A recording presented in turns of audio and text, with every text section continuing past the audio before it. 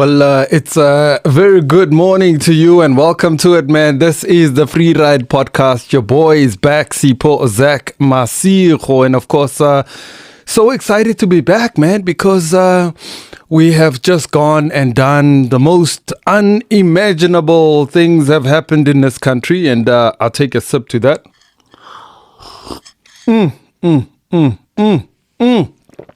Fellow South Africans, I greet you all in the wonderful name of our Lord Jesus Christ Almighty, my ancestors, my guys, and of course, Kibua Kabo Tlebailungkore have walked this earth before us. And I mean, all of them. And I'm talking about Bontate Owar Tambo, Bontate Nelson Mandela, Bo Govan Mbeki, Bo Ahmed Kathrada, all of them.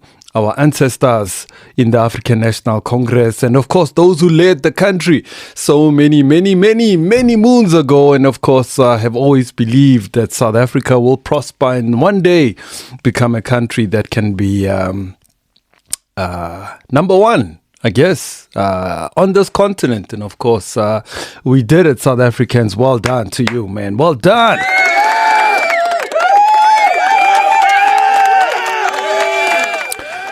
Let me congratulate all members of parliament. Let me congratulate all the members of the provincial legislatures who were sworn in yesterday on Friday. I'm so happy that we have a peaceful transition in South Africa. Nobody got hurt. Nobody got killed. Nobody got...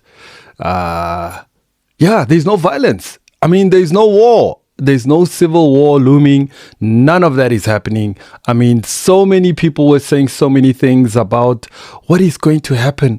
Are they going to be able to convene government? And of course, egos were put aside. So big ups.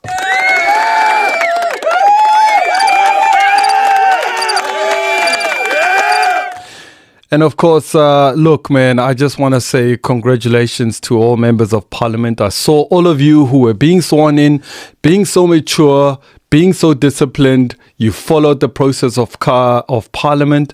And of course, you've acted. You've given us the new speaker, Me Toko Didiza.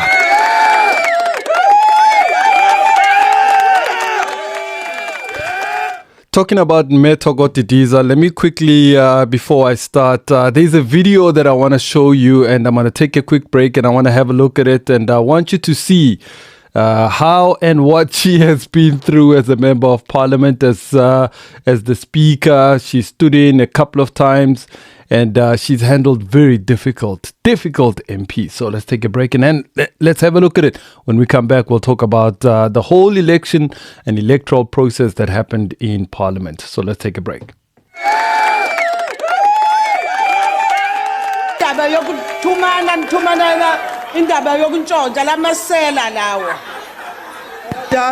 Order, Honorable Mam Kawul.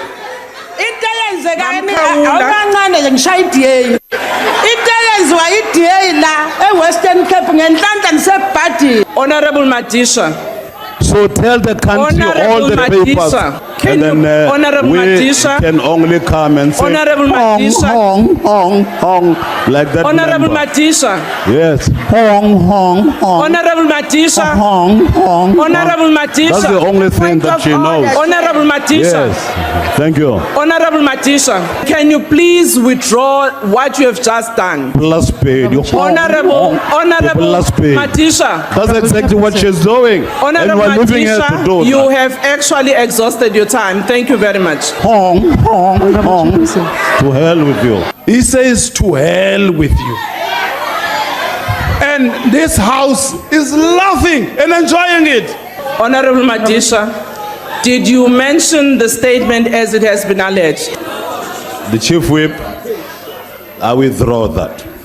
Thank you very much. Thank you very much. Withdraw. Honorable Madisha, we are sick and tired. And welcome back to it, man. You saw Metoko Didiza, and of course having to deal with the howling that was happening in parliament. Let's hope as the EFF, the CIC, has said that they will cooperate and they will work, and they will work with Parliament, and of course they won't be as disruptive as they were. You might recall that the last time in Parliament they were thrown out of Parliament and they climbed the stage. So he says, Jorge, they won't be climbing stages, they won't be demonstrating, they won't be making placards and going onto the stage and acting like immature little young. I'm not going to say anything that I was thinking, but I'm going to stop right there. So let's hope for political maturity will prevail in Parliament. So I also want to have a look at this particular issue, the electoral process in Parliament. And of course, we saw that the EFF put out their own candidate. And of course, Metoko Tidiza was also put out by the African National Congress. And of course, it goes without saying that she emerged as the speaker. And of course, the DA also nominated the deputy speaker. And of course, I'll have a look at the name. I'll put a picture up somewhere here so that you can have a look at the name. And of course, hold on. I was trying to do the Jacob Zuma laugh, but clearly it didn't come through. But I'll put up her name and we'll take a look at what her name is. And of course, she has been elected as Deputy Speaker in Parliament. And of course, I mean, more than 400 or just about 400 ballots had to be put out. But because the MK did not show up, and of course, there were less ballots that were given to MPs. And of course, the Speaker emerged as the Speaker of Parliament. And after going through a whole lot of MPs who were voting, and of course there were disruptions in the beginning. We saw the EFF demanding a caucus break while the Chief Justice was busy to say that outlining the process of how the elections would go about. And of course the EFF again making it a point that which was, I think, was a good point to be made by Dr. Mbuyiseni Jozi, that look, we are busy here.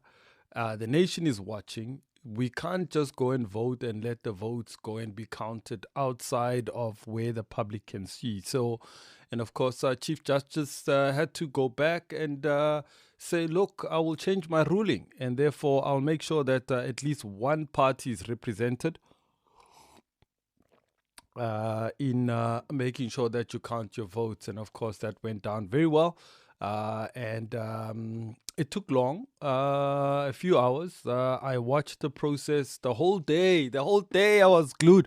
All of us were glued to the screen. And of course, listen, let me tell you something. All these political analysts and all these people who speak on the matters of politics, I tell you, everybody was just thumb sucking. Nobody saw the outcomes we saw yesterday. Everybody, before election time, everybody had so much to say. And up until the elections itself, we were surprised with the outcomes. We were surprised with how South Africans turned out to vote. And of course, we were surprised by the electoral outcomes. And we were all shocked. We were shocked that now that the ANC is under 40%, what happens now?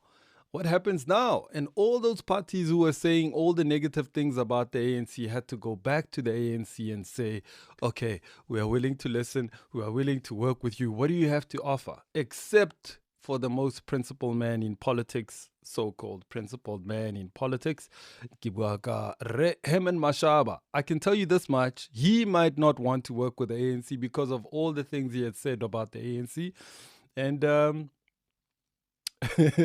but I know that some of his members would definitely want to work with the ANC, especially Athol Trollip and of course the leader of the party that is going to be in Gauteng. And of course, this would have allowed for them to have at least governance experience. But no, Lord and behold, the Mashaba sticks to his guns and he says, I will not work with the ANC and I will not do that.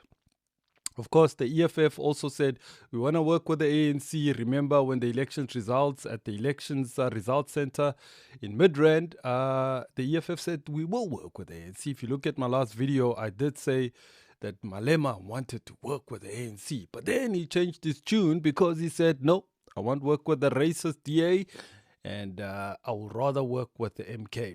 The MK was a no-show. They were left out in the cold. Those 58 seats could have contributed to Malema's votes when he was nominated. But I'll come back to that issue. So, big ups and well done to everybody in Parliament. And of course, taking a look at what happened in KZN, let's congratulate them in putting a government of national unity together in KZN. Hey guys, breaking news. News 24 just reporting that the ANC and the DA have signed an agreement to create a government of national unity along with the IFP. They left it to the last possible minute, if this report is to be believed, and signed it while the parliament session is happening right now and MPs are being sworn in. So apparently the agreement includes clauses that will guide the composition of cabinet and provincial arrangements in Gauteng and KwaZulu-Natal, meaning that they probably have managed to convince another party to join them, probably the NFP in KZN, to take that province, because the IFP, DEA and ANC didn't have enough. They had one short to take KZN. The kind of framework that they're using, the agreement also includes a conflict resolution mechanism, which is really important because we've seen that really break coalitions at the metro level. So it looks like a really mature agreement. It has guidelines for policy making, how to finalize the national budget, how to make decisions on the executive level, that's the cabinet, the president and the ministers. So looking really positive. In other news, the EFF did attend parliament after it wasn't sure if they would. MK did not. And the EFF formed something called the progressive sector, progressive front, with a bunch of other smaller parties. And they're trying to fill the gap of being the new opposition. The EFF initially said in a briefing yesterday that they're not going to disrupt Parliament anymore, that they're choosing to be more mature, that they're going to take the role of opposition. However, they've already disrupted Parliament and it's currently on a recess, probably fishing around now to consult, and I don't know why they didn't do this before. So they've left things a bit late and it's not looking good, but on the plus side, the government itself is looking good. So this is a huge relief. Other political reporters kind of reporting that we might see an ANC speaker and a DA deputy speaker. So let's see what comes out of that. KZN. What happened to Utata? This is what happened. He started losing his marbles. Lo Baba Lo lost his marbles and it caused him a lot. It caused him a lot because he started playing chess on his own. How can you play chess on your own? Of course you can. But that's what happens. He was too full of himself, and they're all scared to say something, to say, Tata, Baba, Ubaba wetu, please, can we change our minds? Because you can't have a permanent, Yazini man, what is the word? You can't just not make up, Koriman, what's the word? You can make up your mind, right? And you can change your mind in politics. There's nothing wrong with changing your mind in politics because we've seen how politicians, members of political parties have changed their minds. They've changed their tunes. And there's no permanent friends and permanent enemies, but there are permanent interests. So you've got your interests and that's why you're in politics. So Osike too afraid to change your mind in politics, and that's what happens with Utata Ubaba Katutuzani. He, and I'm sure his members are not happy about it. So now they went and lost those 45% that they lost in KZN by not being in government because the IFP and the DA went into coalition with the ANC, or they call it the GNU, because they are still open to talks with other political parties. And of course, we saw that some other smaller minority parties who did not want to participate because they were invited by the ANC and they did not want to attend to him. And now they formed a progressive black caucus who was sitting there, called a press conference saying, we are not happy with how this thing has been handled because the ANC did not come to us. No, they said they will send us a letter. They didn't. Hey man, the progressive black caucus and man. We want our country to function. I want our country to function. I cannot be stuck on political ideology only because, hey, you can't eat political. Can you eat? Can you cook political ideology? Can you fry it? Can you mix it ka aromati with lady spicy, lady onion with a gravy ka political ideology? No, you can't. You can't. So you can't be stuck on it because political ideology must be able to evolve as time has happened, just like it happened now with our politics. Our politics evolve, Buffett. You can't be stuck and say, no, I'm a communist. No, I'm a far left. I'm a far right. I'm an EFF. I'm an MK. I'm ANC. I'm DA. I'm what. When the voters vote, they don't understand the political dynamics as well as your ideology. So they're just going to vote for whoever they vote for. Just like those members who voted for the MK. Many of them don't know what they voted for.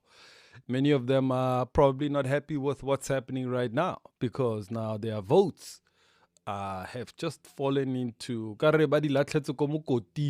and that's very unfortunate. So let me quickly take this break and let's have a look at some of the funny moments that have happened in Parliament. And of course, there's that walk of shame that I want to start a conversation about the election of the president that I want to have a look at. Let's do this.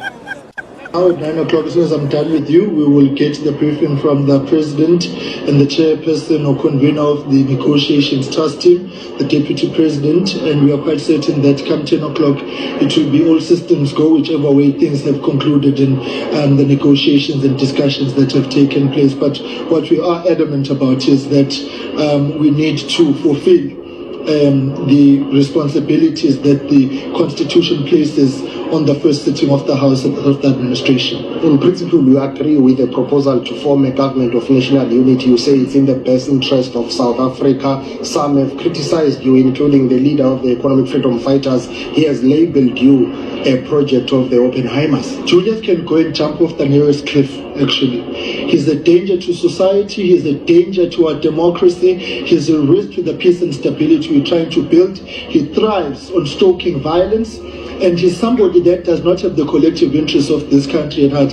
This man has been rejected by the electorate. From 44 seats, he's moved to 39. In KwaZulu-Natal, he moved from 8 to 2. Yet he thinks he's got the leverage to come out and demand things of everybody in a way which is not constructive.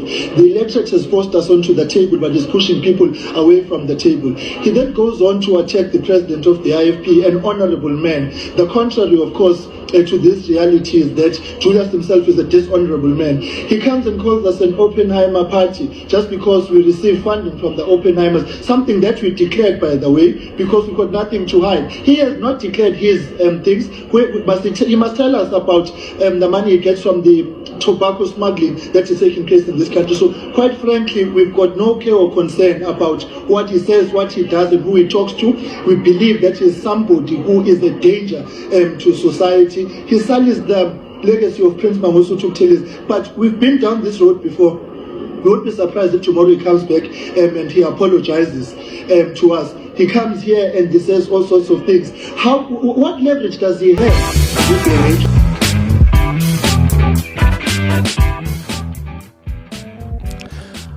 All right, man. You see the funny moments in politics, and of course, Twitter was very silent. And okay, Twitter was going on, but not much has been said that may have really shocked so many people with, because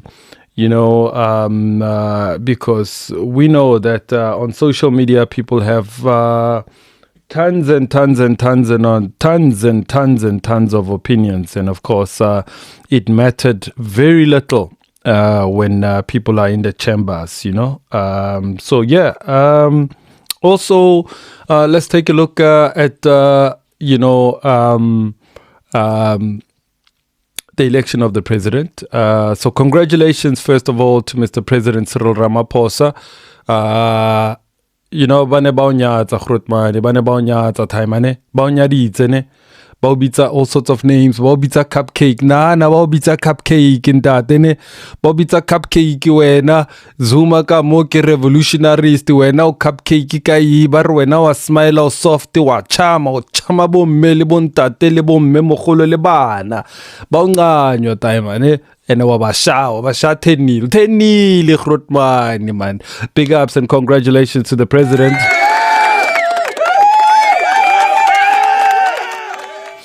Look, I mean, I know I've said a lot of things about Julius Malema because Julius has always entertained me. Look, if anything, if you know me, I've been talking nonsense about Julius for as far as Julius entered the fray of politics. I've been talking a lot of junk about Jacob Zuma for as long as Jacob Zuma emerged from Kopolokwane. So I have never changed my mind about those guys. And but I want to also acknowledge the fact that Julius has really done something remarkable in Parliament. So I want to give him a big round of applause.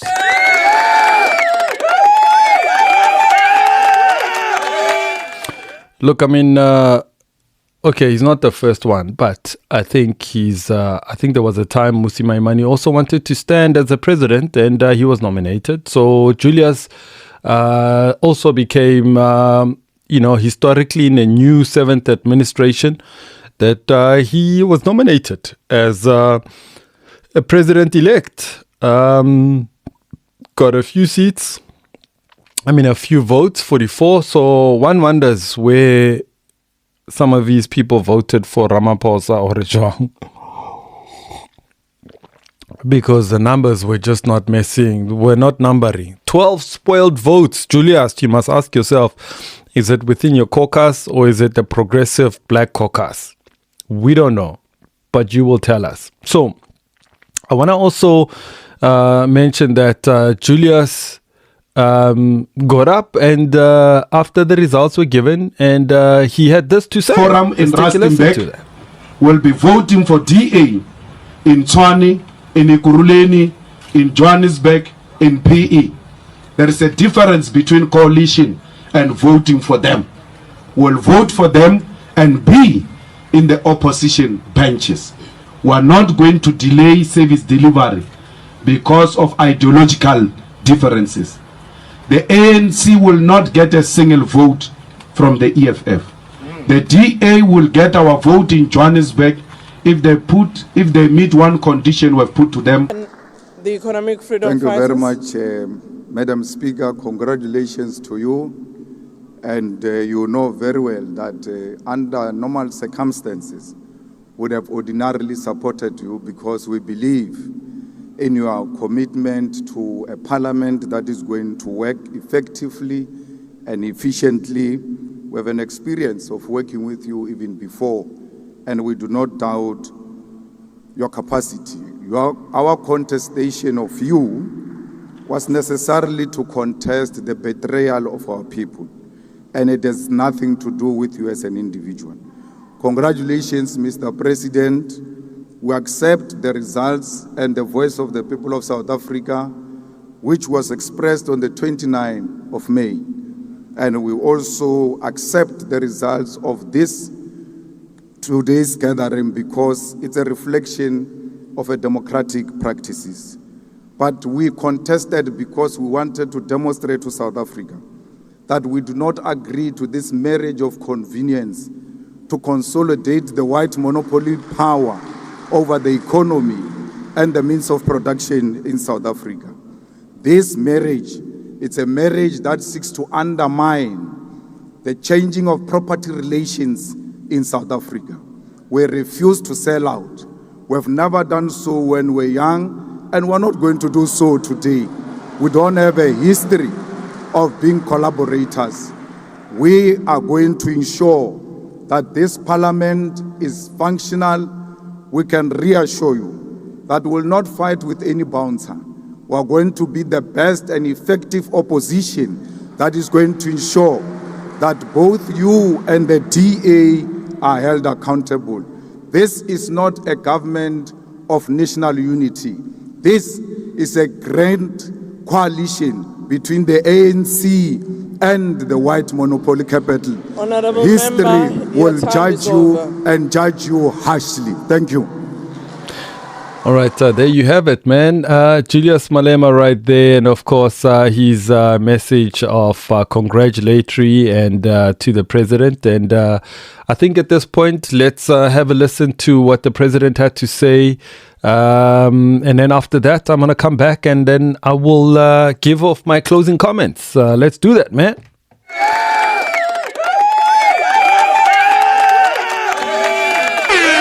Madam Speaker, I wish to congratulate you and the Deputy Speaker for being elected to your positions of leadership to lead this National Assembly in its work. I am humbled and honored that you, as members of the National Assembly, have, through your votes tonight, decided to elect me to be the President of the Republic of South Africa. Thank you very much.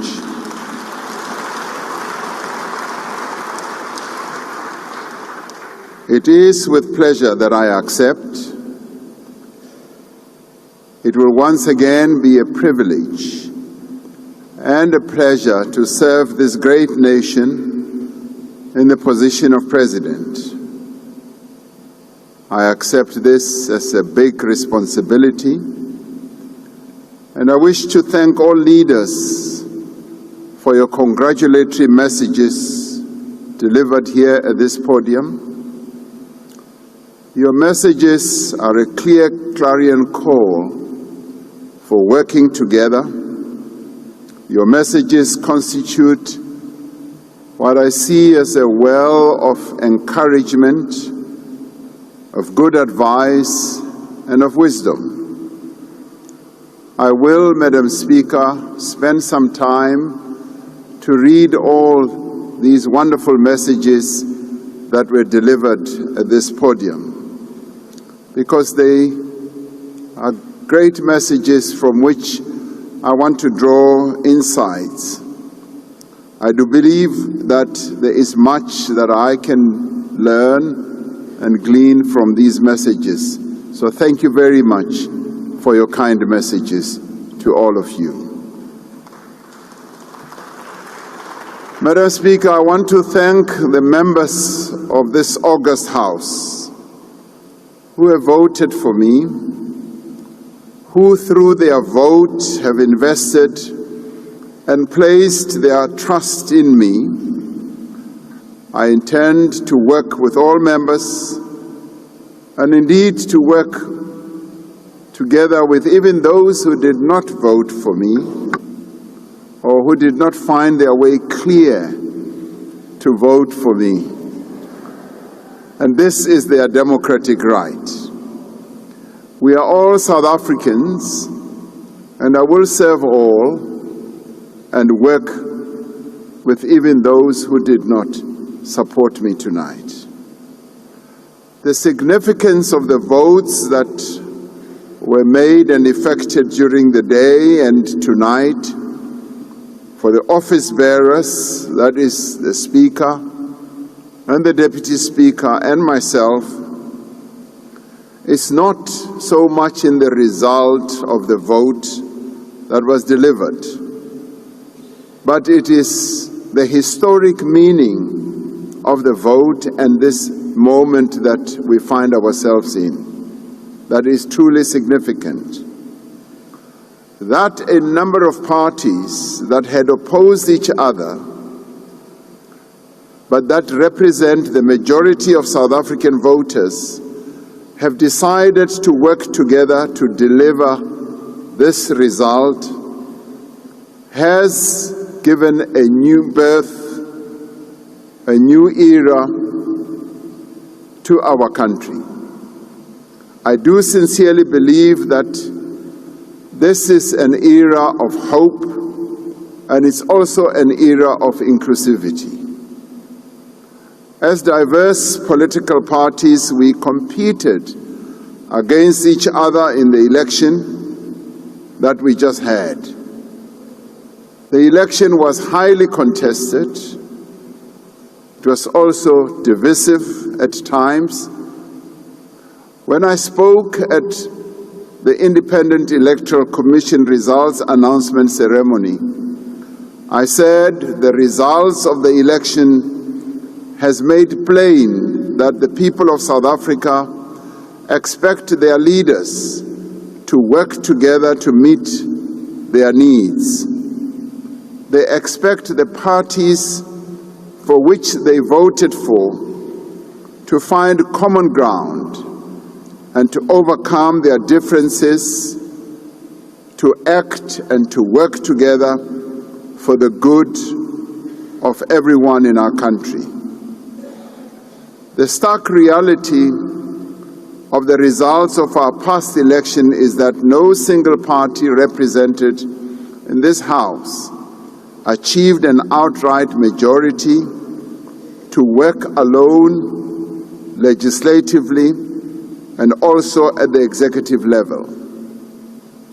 Through their votes, our people expect all parties to work together within the framework of our Constitution and to work as political parties to achieve the objectives of a democratic society based on non-racialism, non-sexism, based on peace, justice, and to ensure stability, and also to tackle the triple challenges of poverty, unemployment, and inequality, and to achieve prosperity for all. It is in this context that we as political parties that participated in the elections, that received the seats we now occupy, need to pledge to cooperate, to work together in two ways: as a voluntary parliament of national unity and through a voluntary government of national unity. A number of parties have come together to agree on a statement of intent to form a government of national unity. And this government of national unity will be constituted not by two, not by three, but by more parties that voluntarily want to participate. And so I wish to state very clearly, this is not a grand coalition of 2 or 3 parties. It is a government of national unity that we are constituting, and we've been here before. We were here in 1994 when we sought to unite our country and to effect reconciliation. We are here now, as directed by the votes that our people delivered, to work together to ensure that we address the challenges that they face. And this we shall do, and this is what I am committed to achieve as the President of the Republic of South Africa. Honorable members, this is a historic juncture in the life of our country, which requires that we must work and act together to entrench our constitutional democracy and the rule of law and build a South Africa for all its people.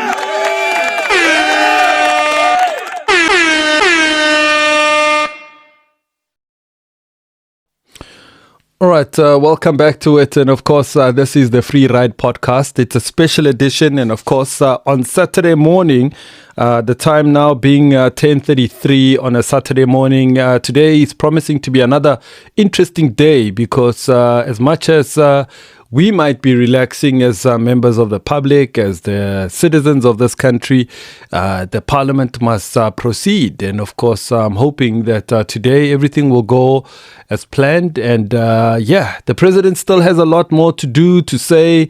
He has to be inaugurated. And once he's inaugurated, I'm not sure what the process of today might look like, but the president needs to elect or select his deputies. So he might select this chap over here, the leader of the IFP, and he might also have to select this chap over here.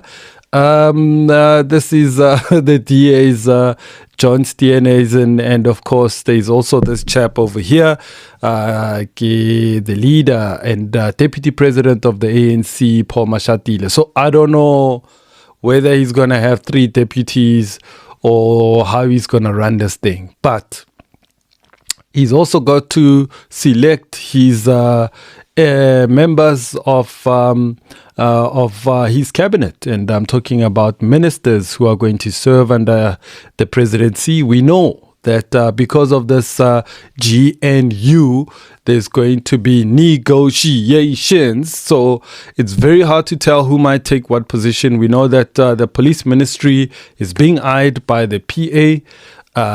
And also, let me just mention this because the leader of the PA had a lot to say about the whole arrangement before they came knocking on his door. Let's take a listen to what Gayton McKenzie had to say. Hey, Gayton was full of conspiracy. Hey, Gayton,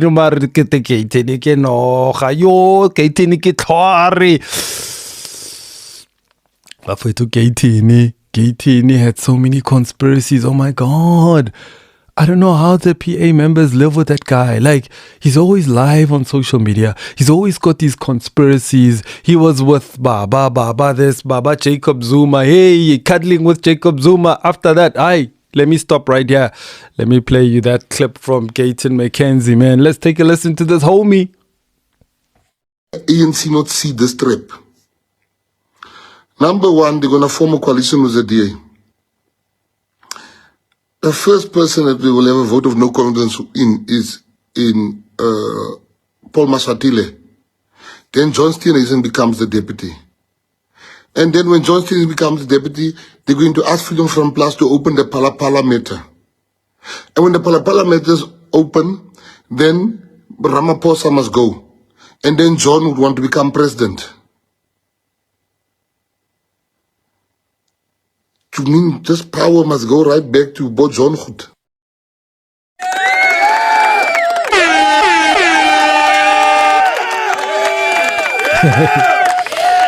All right, so you heard it for yourself. Gayton McKenzie going full swing, and of course, now that the tables have turned, he has now become part of the GNU. Thank you very much. It's a wise decision, Gayton McKenzie, because we need you so that we keep municipalities stable, and we make sure that parliament is stable, provinces are stable. So Gayton McKenzie is eyeing the police ministry. It's going to be a bit tricky. I know that there's going to be leaders of smaller Nyana parties who are going to be rewarded with either the ministry positions or the deputy ministries positions. But now, here's the thing. All of these other parties, many of them, have been saying that they want the cabinet to be made smaller. And that includes the DA, baby. But now, come on now that the ball is here, we don't know if they are going to want to shrink the size of the cabinet and say, wait again, let's rather minimize the number of ministers and deputy ministers. And let's see if they are going to cut down on the big salary bill. Let's see if they are going to cut down on the perks. Hey, but Baba tola di perks dintle mane. Hey, office staff. Ha.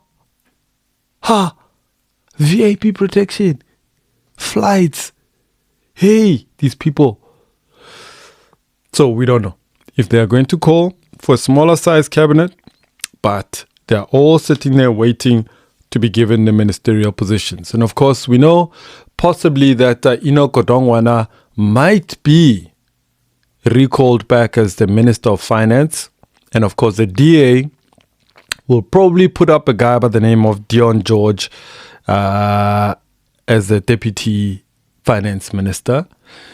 So we might see a because I mean, I know that so many other political analysts were saying that the GNU might look at possibly saying the ANC takes the executive, which is the presidency, the ministers, and of course the executive. And then the DA would then take the legislature, meaning the speaker, the chairpersons of portfolio committees. But now, as things stand right now, it shows that it's not clear cut to say one takes the other and the other one takes the other.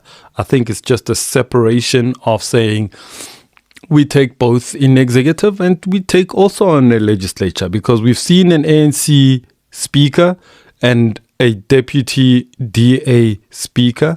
So we might be able to see a ANC minister or a DA minister, ANC deputy minister. So they'll spread and split between. And then you will then see at the legislature side, you will then have chairpersons of portfolio committees, let's say chairperson of finance committee, chairpersons of housing, or chairperson of economic development. So all these other portfolio committees will have chairpersons, and you might see that there's going to be a split between all of them. So then we're also expecting to see so much more, man. And it's going to be interesting. It's going to be interesting. Others are going to be made ambassadors. How are we going to look at international relations? Because Naledi Pandor is not there. Who's going to occupy that seat? Is that person going to come from the ANC or from the DA, or is the DA going to deputize the ANC? So we're going to look at matters that relates to international affairs. And of course, we've seen and heard so much being said about what the position of the ANC might be. Will it be compromised on issues of Palestine? Will it be compromised on issues of the Ukraine war? Are we still talking about the Ukraine war though? Isn't that war like kind of just worn out? But South Africa chose a position to stand on the fence and say, we call for peace. We don't say that we stand with this one, but we know that we're in bed with Russia, right? So the DA doesn't like Russia that much because the DA wants to sleep with the West. And I mean, the USA without a condom. I don't know if they're going to use other things there, bro. But now the US, we know that they've given us a really raw deal with that Al Gore deal. So I don't know if we're still going to have a good relations going forward with them, or are we going to stick with our BRICS concept? And are we going to further expand BRICS? Because at some point, BRICS was looking at really closing ranks and de-dollarizing. And by that, I mean they could stand together and say, we don't want to use the dollar. And we don't know. Some of the interests of some of these funders are probably based in the US, and I don't know if they're going to have any opinions and push back and influence the DA to say, please make sure that this BRICS concept is not workable. Remember also the banks. The banks were really... remember when they played around with the rand, when they manipulated the rand, a lot of people invested in the dollar. So they invested. So you buy a dollar at a very cheap price. You're hoping that it goes up. And the more it goes up, it means that your investment is more. So there are a lot of people that have invested in a dollar when the dollar was still 10 rand. 10 rand to a dollar. And they bought a whole bunch. And they were hoping that it would reach astronomical amounts like 18 rand to a dollar, 19 rand, 20 rand. So they've doubled in their income. So will they want to see a de-dollarized dollar? We don't know. And these are business people. So we'll see how that goes. And we also, another strategic portfolio committee we're going to look at is the health portfolio committee. Are we going to see the DA saying that we are now allowing and agree with the NHI? It's been signed into law, so it must happen. The technicalities of it, maybe that might be a little bit of a challenge, but can we literally say that the DA is going to be against the NHI? Not at this point. I don't think that they're going to pull back on it because let's say that if you look at the UN has said that universal coverage is ideal for all of us as countries, so we need to find a way of making it workable. So another portfolio committee that might be of interest to most of us and all of us is the Home Affairs one, because we also know that the PA has been looking at it with very closed, with an open eye. So the PA is gunning for police and gunning for Home Affairs. Remember, there's this dude who was making noise during, I think he's a DA member now, Cameron. They might want to put a guy like that. And maybe being deputized by Gayton McKenzie. Who knows what might happen, right? So the discussions, they've been just sharing notes on who must take what position and what role and responsibility. So, and then what else? I mean, what other portfolio committee might be of interest? Maybe economic portfolio. Economic development. We know that Ibrahim Patel was taking care of that one. That's where the PIC was from. That's where the pension funds where money was lost. That's where Steinhoff really dribbled us. And that's where the big companies are. So who's gonna take care of economic development? That's gonna be left to be seen. And of course, when this horse trading is being made, the ANC has to be mindful of its alliances, COSATU, just to make sure that it does not become a pro-capital type of setup. That there's still a little bit of, the unions to be workers, the issues of the rights of the people, the socialism aspect of things, that we cannot all of a sudden just think pro-business and forget that we've got so much inequalities in our country. We still need to make sure that the poor who are receiving grants must be able to continue to receive their grants. So there's so much to look at, man. It's going to be crazy. And big ups, and I wish them all well, the leadership of our country. And so at this point, my people, I can tell you this much. I'm going to come back again, possibly either tomorrow or on Monday, and I'm going to do another recording after having to look at what the environment looks like. Because, oh my God, these politics, zizokuhurda. And let me not just forget to say this, but I know that there was a lot of resistance from a lot of our comrades. Our comrades were upset. Hey, I mean, you heard some of it being held in Parliament, where the EFF was saying, "You sold us, you sold out, you sold the land." Hey, Nina Ningama mene mene, so says the EFF, and they forgot Khoreka 2016 when the ANC approached them. Malema was like, "We'll be voting for DA in Tshwane, in Ekurhuleni, in Johannesburg, in PE." Never. Hey, Marwiti, Malema Garges Cabaret, it's Gilabana Cheritete, Ish Marwiti like Ospitang, Alema, Swekana Queo, Mas, Swe, Marabaho Paisi, South Chapel, Toho the whole night, Ansar. I never owned Tware. Hey, O Chapel Toch, Maruma, Sona Queo, hey. Malema was like, I'm going to take away the blue lights. I'm going to never. Pakistan he's not gonna be driven around anymore. He's gonna drive himself. And then he said, no, we're not going into a collision with the DA. But he gave the DA power. He gave Mashaba power. Then he goes and says, no, but Mashaba is not the DA mayor, he's the EFF mayor. Now he has forgotten. Now, Olibet, Agilafa DA power. That he was in bed with the very enemy that he calls an enemy today. Malema Marojwa. Kuruleni, he did the same. Kotswani, he did this. They voted with the DA. Until at some point they came to their senses. Well, in Gauteng. They were approached by a remarkable leader, Panyaza Lesufi. By the way, congratulations to the Premier. Panyaza,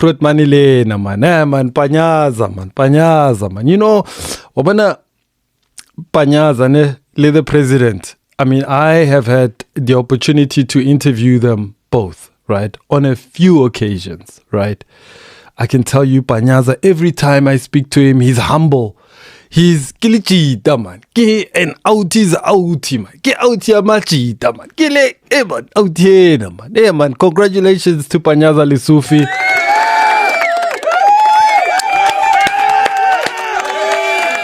Well done, well done, well done. Well done, Panyaza Lesufi. We need you in Gauteng to provide us with strategic direction and lead us there. There are some good programs you started off with, and of course, continue, Gatsone. I'm hoping you'll get full support from the DA, and I'm talking about people like Jack Bloom. At least try and bring him really in, you know, because Jack Bloom was he was like a thorn. He was like a thorn in your shoe. He was always like chirping. Now let's give him power. Let's bring him go healthy. Let's see how he's going to help us, work together with us to help us change the state of our hospitals. So we're hoping that there's going to be real good progression in Johannesburg. And of course, those are the two provinces I wanted to touch on. And of course, once I have my list, and everything has been confirmed in all the provinces, I'll talk, and of course I'll congratulate all of them. Well done to all of you South Africans for doing a fantastic job by giving us the government we didn't know we needed. We didn't know we need this government, but we needed it, and let's hope that it trickles down to municipalities as well.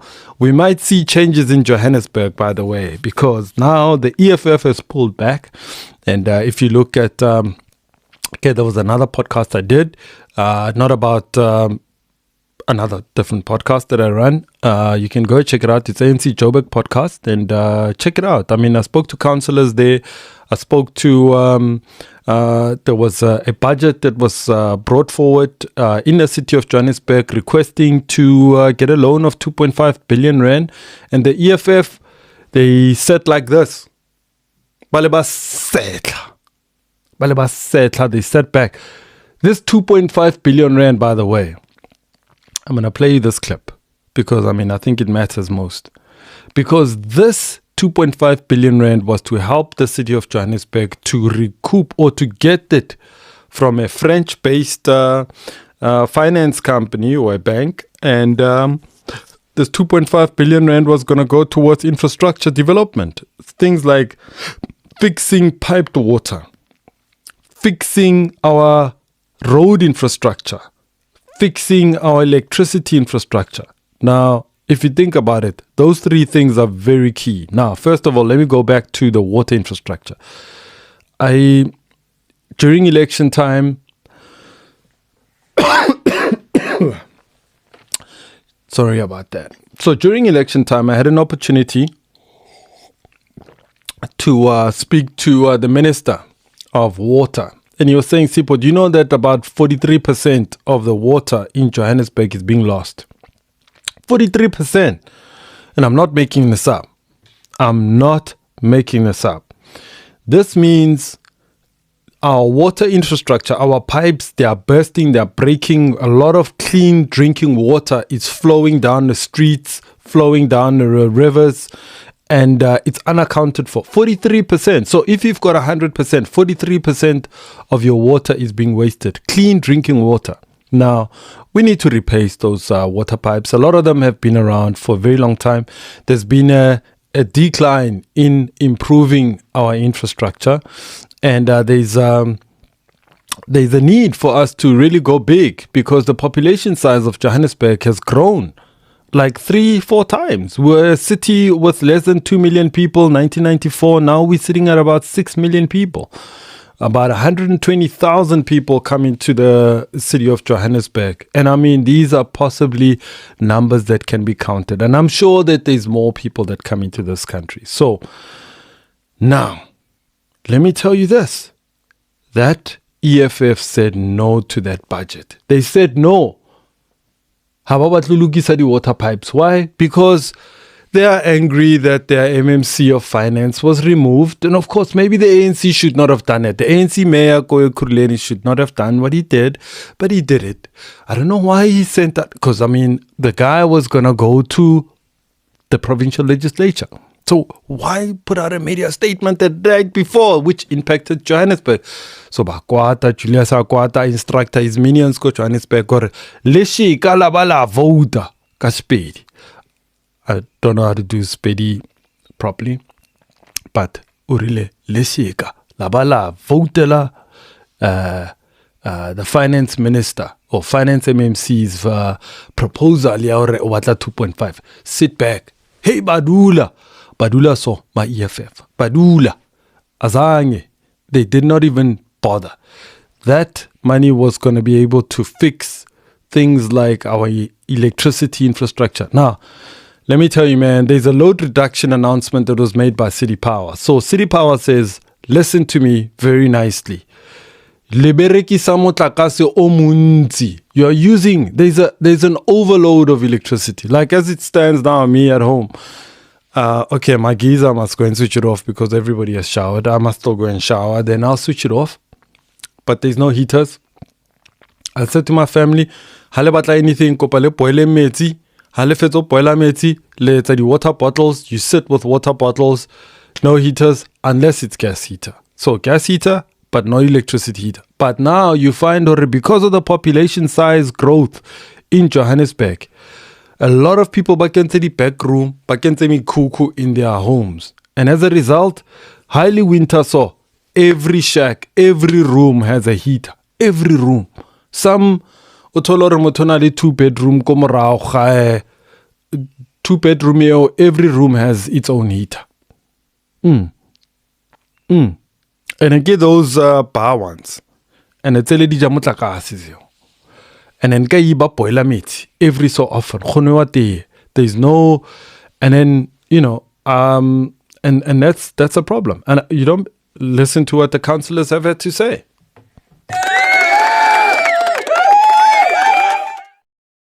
Hi, Bathaliki, Councillor Dinoto Tetsi, go Ward 35. Yes, I am aware of the challenges Eskom is aware. We have spoken to Eskom about it, and then refer until next week when it's going to repair the transformer. So, but for now, please, are being patient. I know and understand it's a freezing cold weather, but exercise patience until transformer but at the same time, because Eskom overloading, can we try our best to reduce usage? You can't be having the heater city light the entire house. Just try and limit, so that we are able to say Eskom in terms of usage of electricity. But the matter is being taken care of. We're going to be sorting it out soon in the Eskom, and then I will keep on updating you. But for now, let us try and minimize usage of electricity the best way we can. Thank you, Councillor. Now, thank you very much, Councillor Make here, Councillor Wastrata, Diepsloot, Ward 95. As you all aware that we are in a critical stage whereby we are faced with this load reduction. I encourage community of Diepsloot to use electricity wisely. They must make sure that whatever that is not in use, they must unplug it so that we are not affected. We thank you very much, community of Diepsloot. Thank you very much, Councillor Wastrata. Councillor, what issues are you facing currently now that you winter in your area? I know shack fires often happen in certain wards. Are you facing that as well? As we speak, I have 6 shacks that burn down on weekend. I know it's winter. We are faced with such challenges. We also encourage our people to make sure that the Mbaola, your heaters, your hot plate are off when we are going to sleep, so that we are avoiding these burn shacks. And again, we are aware that there are certain areas that doesn't have electricity due to transformers that are not working. I'm busy talking to ESCOM. Let's hope it will be resolved. And I also encourage people to buy electricity, to pay ESCOM, so that ESCOM can also come and service us. Thank you very much. Thank you, leader. Taras. My name is Councillor Masindi Kabrali Manda Mbengwa, the yellow bone of Ward 123. I'm appealing to the community of Ward 123, that is your Dronfontein, Hillbrow, Jubet Park, and my beloved David Webster, Troyville, that yes, we are facing the load reduction due to some challenges that we have. There are some transformers that are bent due to the load, to the overload that we have.